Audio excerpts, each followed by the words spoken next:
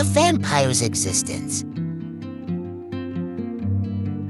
The year is 2042. Vampires have been living among humans for centuries, but they have always kept their existence a secret. However, that is about to change. A young woman named Sophia is studying to be a scientist. She is brilliant and ambitious, and she has a passion for research. One day, she is working in the lab when she makes a startling discovery. She finds a way to create a serum that can turn humans into vampires. Sophia is initially horrified by her discovery. She knows that vampires are dangerous creatures, and she doesn't want to see them unleashed on the world. However, she also knows that the serum could be used for good. It could be used to create a new breed of vampires that are not driven by bloodlust.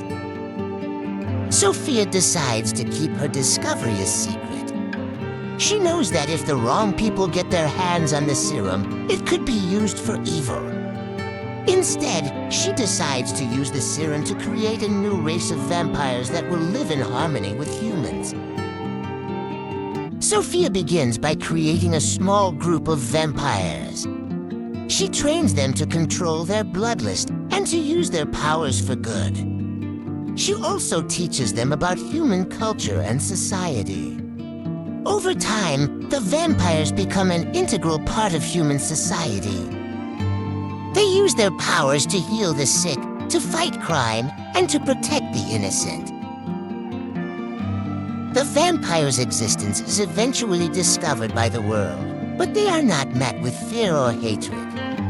Instead, they are welcomed as a new and valuable addition to humanity. The vampires and humans live together in peace and harmony, and the world is a better place for it. Sophia's new race of vampires quickly became known as the New Bloods. They were different from the old vampires in many ways. They were not driven by bloodlust, and they were able to live in harmony with humans. They used their powers to help others, and they became respected members of society. The New Bloods were not without their enemies, however. There were still some old vampires who were opposed to their existence. These vampires saw the New Bloods as a threat to their way of life, and they tried to destroy them. Sophia and the New Bloods were forced to fight for their survival. They faced many challenges, but they always emerged victorious. They proved that the New Bloods were a force for good, and they earned the respect of both humans and vampires. One day, Sophia received a message from an old vampire named Lucien. Lucien was a powerful vampire who had been living in hiding for centuries. He had heard about the New Bloods, and he wanted to meet them. Sophia and Lucien met in secret. Lucien was skeptical of the New Bloods at first, but he was eventually won over by their kind and compassionate nature. He agreed to help them fight against the old vampires who were trying to destroy them. With Lucien's help, the New Bloods were able to defeat their enemies.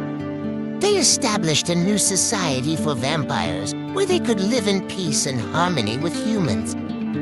Sophia became the leader of the New Bloods, and she ruled with wisdom and compassion. The New Bloods brought about a new era of peace and prosperity for vampires and humans alike. They showed the world that even the most dangerous creatures can be used for good. With the right guidance and training, even vampires can be a force for good in the world.